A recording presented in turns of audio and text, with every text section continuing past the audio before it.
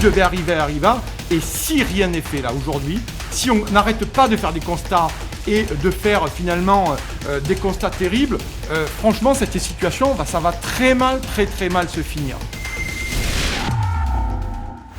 Many of you have likely seen the shocking images circulating of the riots that erupted in France just a few days ago, on May 31st, during the match between Paris Saint-Germain and Inter Milan.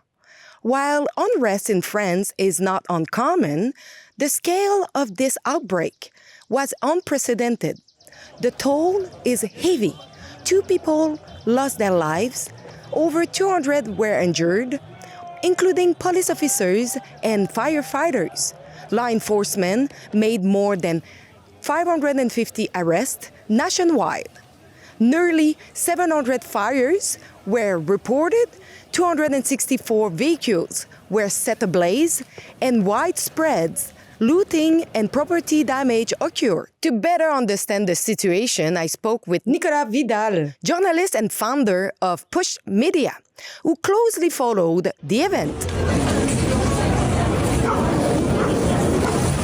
Right away, Mr. Vidal explained that clashes had already taken place during the semi-final a few days prior, and that authorities were well aware that riots would likely break out, regardless of whether Paris Saint-Germain won or lost.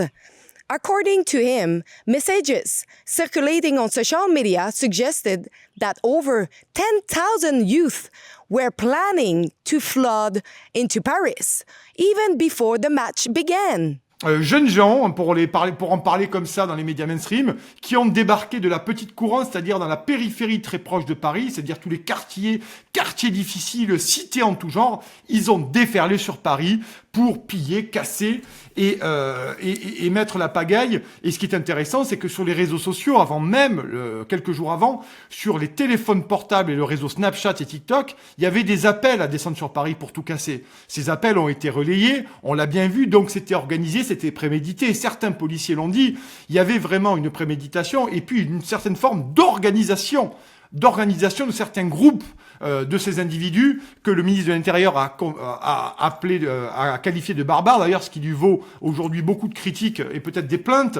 Donc on s'est rendu compte que ça a été durant samedi soir jusqu'à 4 ou 5 heures du matin, Alexandra. Rendez-vous compte qu'à 4 ou 5 heures du matin, Paris, une grande partie de Paris a été mise à sac, notamment Champs-Élysées et aux abords du Parc des Princes, le stade du Paris Saint-Germain. Dans plusieurs points chauds de la ville également, ça a été le cas à Barbès, dans le 15e, place de la République, Bastille, il y a eu des affrontements, il y a eu des saccages également, des pillages, et le lendemain, qu'est-ce qui s'est passé? Il y a eu quand même 2 morts, et un policier qui est dans le coma encore aujourd'hui, qui a pris, un policier pas à Paris, un policier dans la Manche, qui a pris un tir de mortier dans l'œil. Donc il est dans le coma aujourd'hui encore, ce policier. Oui, des tirs de mortier, vous savez, ce sont des feux d'artifice que ces jeunes gens, ces jeunes individus tirent à tir tendu, comme ça. Et plusieurs amis pompiers me disaient depuis quelques mois, nous sommes attaqués dans les cités quand nous intervenons pour sauver des gens, et un tir de mortier, selon comment on le reçoit, si on n'est pas équipé, ça peut arracher une tête.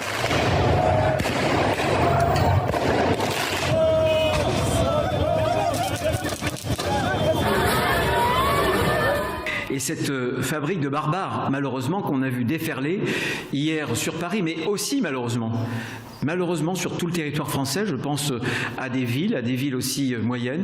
Cette fabrique de barbares a été engendrée par une société qui, pendant des décennies, a déconstruit tous les cadres communs qui permettent à une société de tenir debout, tous les piliers qui sont les piliers porteurs d'une civilisation.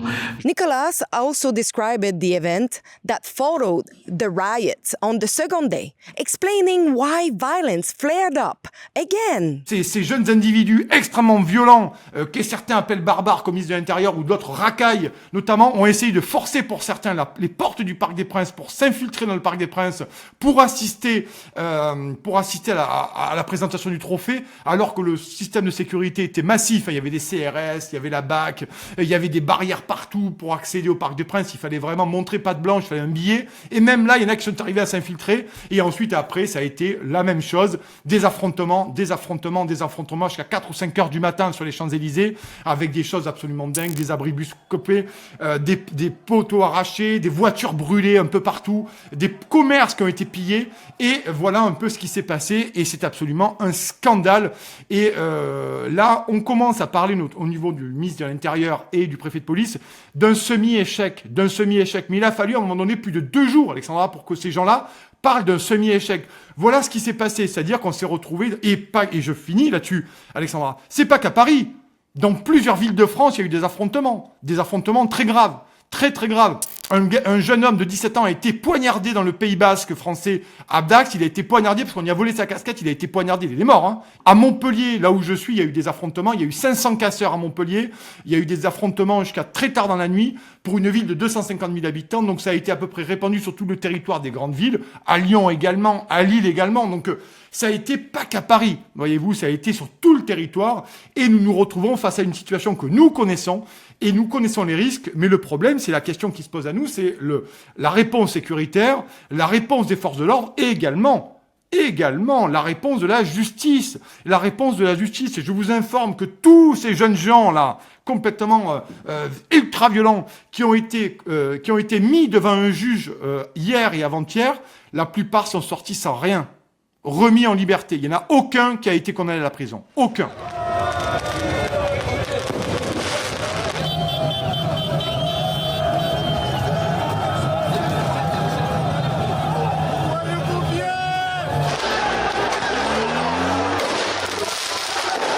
On le voit bien d'ailleurs dans ces rassemblements que la violence des mineurs, elle est majeure.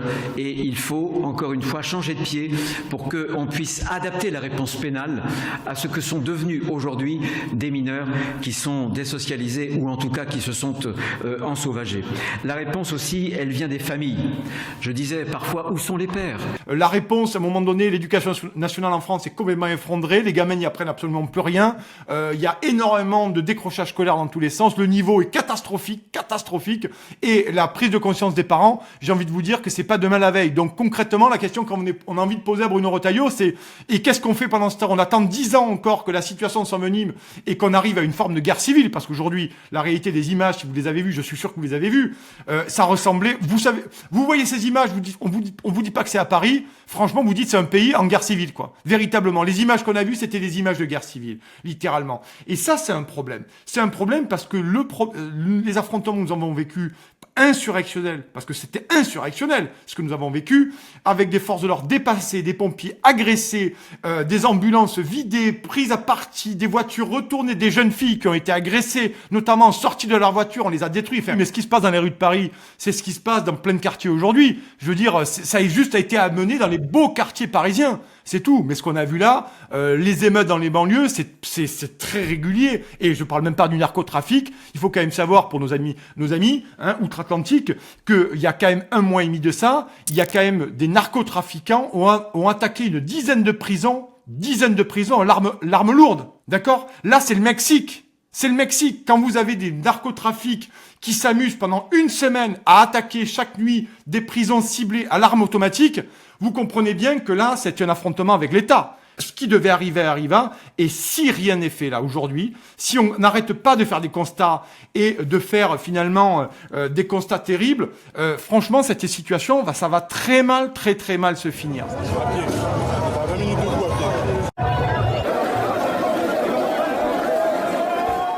Nicolas further pointed out the double standard in how protesters are treated.